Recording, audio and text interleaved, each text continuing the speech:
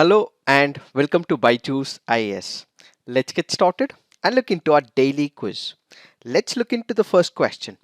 Consider the following pairs: Point Calimo Wildlife and Bird Sanctuary, Tamil Nadu; Pench Tiger Reserve, Arunachal Pradesh; Pobitora Wildlife Sanctuary, West Bengal.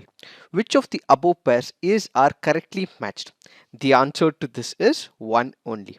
Why have we taken this practice question? Because of the reference in this article.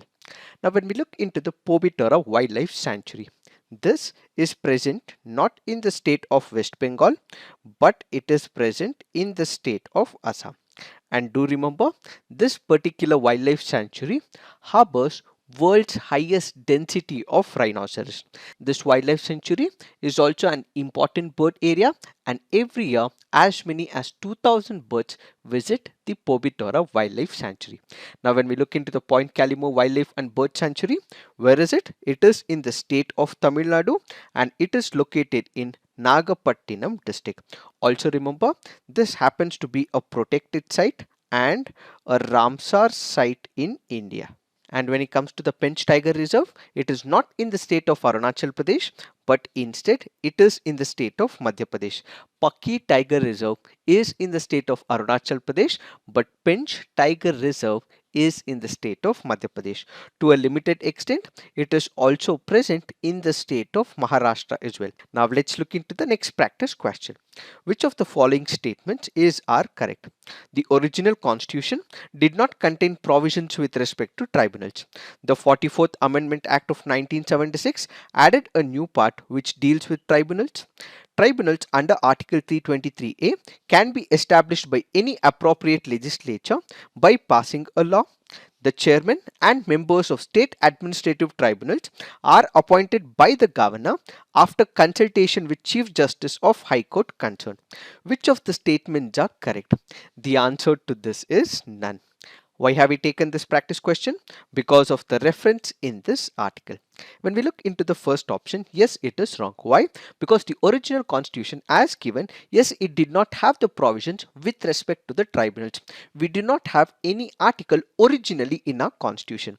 But an amendment was introduced. That amendment is not the 44th amendment, but instead it is the 42nd amendment. Since it is the 42nd amendment, this statement happens to be a wrong statement. Now let's look into the second statement. It says tribunals under Article 323A can be established by any appropriate legislature. This is wrong once again. Why? It is not any appropriate legislature, but instead it is the parliament alone which should be able to establish tribunals under Article 323A. What do we mean by appropriate legislature? When you speak about appropriate legislature, it can also be state legislature as well. It can also be parliament as well. But when it comes to 323A, this can only be established by parliament. So the option should have had parliament and not any appropriate legislature. The appropriate legislature is ideally suitable for any other tribunals which is discussed under Article 323B of the Indian Constitution. So with reference to Article 323A, it is only Parliament and not any appropriate legislature. The third statement once again is wrong. That is because the chairman and members of the state administrative tribunals are appointed not by the governor, but instead it is appointed by the president, and the consultation happens with the governor and not with the chief justice of the relevant high court. Since both these facts are wrong, the answer to this would be none. And from the preliminary examination point of view, also remember, when it comes to the Central Administrative Tribunal jurisdiction, it includes members of All India Services, persons appointed to any civil service of the Union or civil post under the Union, civilians appointed to any defense services or post related to defense, that is civilians appointed, employees of PSUs or public sector organizations who were notified by the government. But this does not include members of the defense forces, officers, Supreme Court staff. The Parliament secretarial staffs are not covered under the Central Administrative Tribunal. Do keep in mind when it comes to the preliminary examination. Now let's look into the next practice question. Arrange the following hills from east to west: Naga Hills, Mikir Hills, Jaintia Hills, Garo Hills? The answer to this is 1, 2, 3 and 4. Why have we taken this practice question? Because of the reference to the Jaintia Hills. We have to arrange the hills from the east to the west direction. So what we have first is the Naga Hills, followed by Mikir Hills, followed by Jaintia Hills, and finally what we have is Garo Hills. So the correct alignment would be Naga Hills, Mikir Hills, Jaintia Hills and Garo Hills. So the answer to this would be 1, 2, 3 and 4. Now let's look into the next practice question. The chairman and members of National Human Rights Commission are appointed by the President on the recommendations of a committee consisting of Prime Minister, Speaker of the Lok Sabha, Deputy Chairman of the Rajya Sabha, leaders of the opposition in both the houses of the Parliament, Central Home Minister. The answer to this is 1, 2, 3, 4 and 5. All the members are part of the committee and it is these who select the chairman and members of the National Human Rights Commission. Why have we taken this practice question? Because of the reference in this article. So the selection panel includes Prime Minister, followed by Home Minister, Deputy Chairman of the Rajya Sabha, Lok Sabha Speaker, Leader of the Opposition, Rajya Sabha, and all these people come together and it is these who select the members when it comes to the National Human Rights Commission, and ultimately that person will be appointed by the President of India. So according to this article, former Supreme Court Justice Arun Kumar Mishra is likely to be the new chairperson of the National Human Rights Commission. So let's wait and watch who will be appointed as the chairperson of the National Human Rights Commission. Now let's look into the next practice question. In which of the following regions of India are shale gas resources found? We have Cambay Basin, Kaveri Basin, Krishna Godavari Basin. Select the correct answer using the code given below. The answer to this is 1, 2 and 3. This happens to be a previous year question from the year 2016. Now if you look into the explanation, which are the regions that currently have the shale gas? What we have is the Krishna Godavari Basin, we have the Kaveri Basin, then we also have the Cambay Basin as well. In all these areas, we have the presence of the shale gas. So kindly remember, it is important from the preliminary examination point of view. Now let's look into the fact of the day. The fact of the day for today's discussion is Science and Engineering Research Board. The Science and the Engineering Research Board happens to be a statutory body. This was established through an act of the Parliament in the year 2008.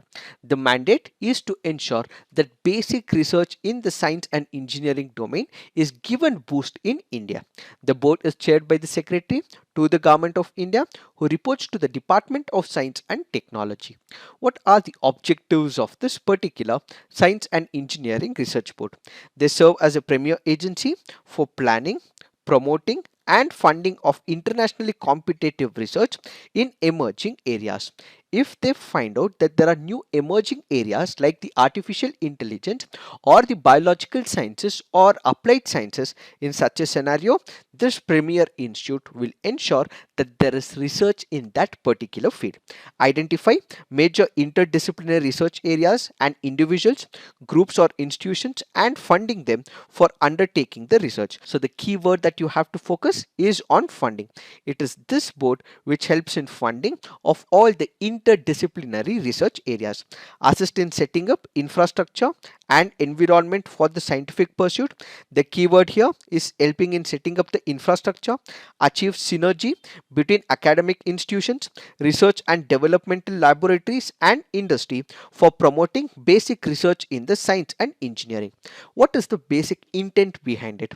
Whenever you look at multiple sectors, you have government institutions which enable research, then you have private institutions which are into the research, you have different types of laboratories, and you also have industrial bodies which are also into research and development. But there might be scenarios where they might be working on a similar product. So what happens? There is no connection or there is no coordination between all these bodies. It is this organization which bridges the gap as it connects and helps in coordination of all the academic institutions, that is the educational institutions, laboratories, private laboratories and the huge industrial bodies. So a coordination between these industrial bodies hospitals and laboratories will be catered by this organization. It evolves a system of approach to expeditiously provide funding for research, including monitoring and evaluation by adopting modern management practices. So whatever is required for the successful implementation of a science-based project, the same will be imported, applied and executed by this organization. According to this article given in the Hindu today, it says that 5G technology is going to come in the near future. So there is one of the petitions that is filed in the Delhi High Court where it is requesting the Delhi High Court to ask the government to conduct a survey, find out if 5G can be detrimental to the health of the people. So this article here is primarily focusing to understand the negative impact of 5G if it is implemented in the near future. We will have more articles in the near future where the government would give its response as well. So once the government responds to this petition, we would take up the explanation for the 5G as well. As of now, this is all you have to understand in reference to this article. So this is it for today. Thank you for watching. All the best.